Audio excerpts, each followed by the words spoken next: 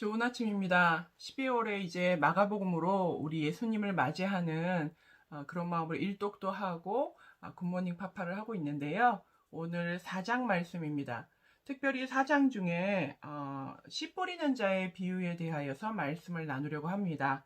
제가 2절부터 9절까지 한번 읽을 테니까 들어보시기 바랍니다.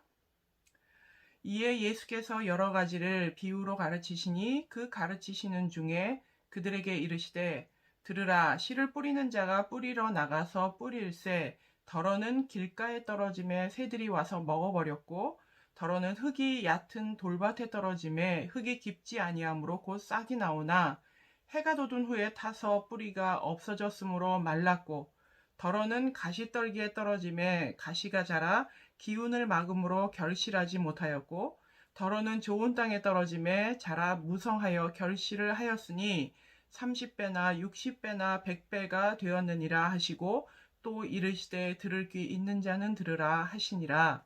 아멘. 저희가 이미 잘 알고 있는 그런 말씀 중에 하나이지만 오늘 또 이 말씀을 통하여서 오늘 하루를 사는 동안에 무엇을 기억하면 좋을지 나누려고 합니다. 1세기 이스라엘의 밭들의 상황은 우리가 우리나라 농경 문화에서 보는 거와는 조금 다르다고 합니다. 좀 좁고 길게 생겼고 울타리는 없고 그냥 길가가 이제 그 울타리 역할을 하는 작은 이렇게 길들이 둘레를 치면서 아마 경계를 삼았던 것 같습니다. 그러니까 상상해 보건 바는 이제 농부가 씨를 뿌릴 때에 울타리나 이런 경계가 없이 작은 길가들이 이렇게 둘러 있기 때문에 이렇게 넓게 골고루 흩뿌리려면 이렇게 씨를 던질 수밖에 없겠죠. 그 던질 때에 뭐 일부러 엣지에 딱 맞게 하려고 이렇게 몰아서 하기보다는 그냥 이렇게 던지는 경우가 더 많았다고 상황적으로 볼 수 있을 것 같습니다. 그러다 보니 씨를 뿌릴 때 이제 그 농부가 쟁기질을 해서 잘 준비된 옥토에도 떨어지기도 하지만 덜어는 이제 의도치 않게 길가에 뿌려지기도 하는 상황이 많이 생길 수 있었다고 합니다. 오늘 이 예수님께서 이 씨 뿌리는 자의 비유에서 우리가 알다시피 이제 네 종류의 그 밭을 이야기하고 있는데요. 그 첫 번째가 길가 밭입니다. 우리가 잘 알듯이 길가에 뿌려진 씨앗들은 사람들이 지나가다 밟거나 새가 쪼아간다라고 얘기를 했죠. 길가밭은 쟁기질이 되지 않았기 때문에 당연히 굉장히 딱딱하고 거기에다 가뭄이 들면 시멘트만큼 단단해지는 것이 길가의 그 토양의 성향입니다. 그러다 보니까 사람들이 지나갈 때에 폭신폭신하면 이렇게 발에 밟혀서 땅에 심기겠지만 워낙 딱딱하기 때문에 사람에게 밟히면 씨가 뭉그러져서 이제 생명력을 잃어버리게 되고 그나마 남아있던 것들은 새들이 와서 쪼아먹게 된다는 거죠. 그렇기 때문에 자라날 수 없다는 겁니다. 길가밭의 특징은 쟁기질이 전혀 되지 않았다는 겁니다. 두 번째 이제 예수님께서 하신 토양은 돌밭입니다. 근데 이제 이 돌밭이라고 하는 게 우리가 상상하는 것처럼 자갈밭에다가 씨를 뿌렸다고 생각을 하지만 실제로는 그렇지 않다는 거예요.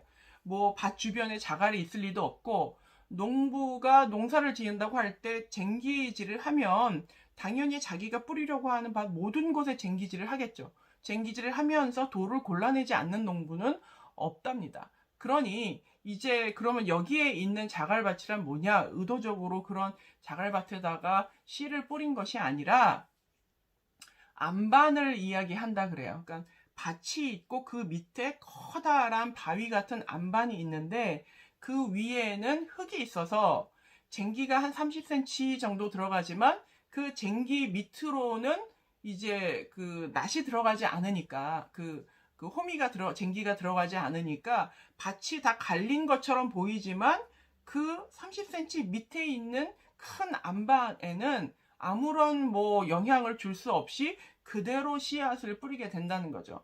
근데 그대로 씨앗을 뿌렸을 때 이게 얇으니까 금방 자라는 것처럼 보이기는 하지만 결국에는 그 뿌리가 안반을 뚫고 내려가지 못해서 말라 죽게 되는 경우가 오게 된다는 겁니다. 결국에 쟁기질은 지나갔지만 그 쟁기질에 효과가 없는 밭인 거죠. 세 번째는 이제 가시떨기인데, 이 가시떨기는 가시떨기만 아니라 엉겅퀴와 가시떨기와 모든 잡초들을 합쳐서 이렇게 표현을 했다면, 결국에는 쟁기질을 했을 때 잡초가 다 뒤집어지고 가시떨기도 뒤집어지지만 다시 더 많이 자라는 것을 경험할 수 있다는 거예요. 그러니까 어찌 보면 제일 끈덕지게 죽지 않는 것, 잡초도 뽑아서 그냥 바로 옆에다 놓으면 바로 또 자라나잖아요. 심지어는 뿌리가 잘려도 잡초는 더 무성하게 자라죠. 쟁기질을 해도 이러한 잡초들은 어떨 때는 그걸 완전히 제거해서 저 밖에 던져버리지 않는 다음에는 끊임없이 또 나오고 다시 나와서 결국에는 원래의 농사 지으려고 뿌렸던 씨앗의 그 모든 것들을 자라지 못하게 잡아먹어 버리는 그런 경우가 생긴다는 겁니다. 그리고 이제 마지막 네 번째가 비옥한 토양을 이야기하죠. 비옥한 땅에 떨어진 씨앗은 30배, 60배, 100배의 열매를 맺는다. 성경에서 이 100배의 열매를 또 수확을 거둔다는 것은 이삭의 축복에서도 언급됐던 것처럼 하나님의 온전하신 축복이 임한 것에 대한 표현이 이 100배라고 할 수 있죠. 그러니까 모든 조건이 다 준비된 그런 토양의 경우에는 풍성한 열매를 맺는다고 되어 있습니다.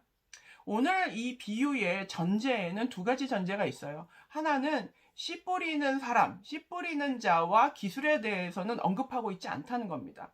두 번째는 그 씨앗의 질적인 문제가 좋고 나쁘고에 대해서도 언급되지 않고 있어요. 그래서 온전히 그 토양, 밭에 대해서만 언급되고 있다면 어쩌면 이 말씀은 우리를 향한 말씀일 수 있다는 겁니다. 우리가 그것을 어떻게 받아들이느냐.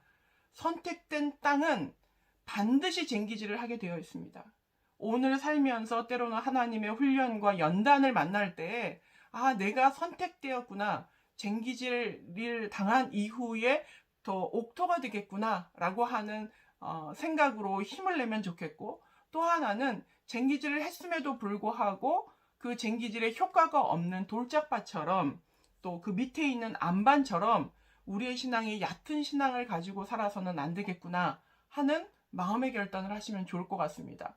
오늘 얘기하고 싶은 포인트 세 번째, 그 가시떨기 잡초의 밭은 쟁기질을 아무리 해도 또다시 자라나고 또다시 자라나는, 예수님의 그 설명에 의하면 우리의 탐욕이 자라나서 결국에는 말씀의 열매를 거두지 못하게 하는, 근데 이 탐욕은 어떻게 해야 된다고요?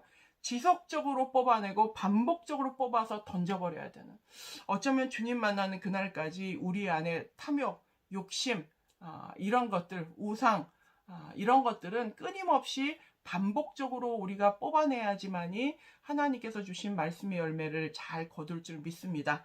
오늘 하루 그런 마음으로 좋은 땅이 되기 위해 노력하는 저희가 됐으면 좋겠습니다. 승리하세요.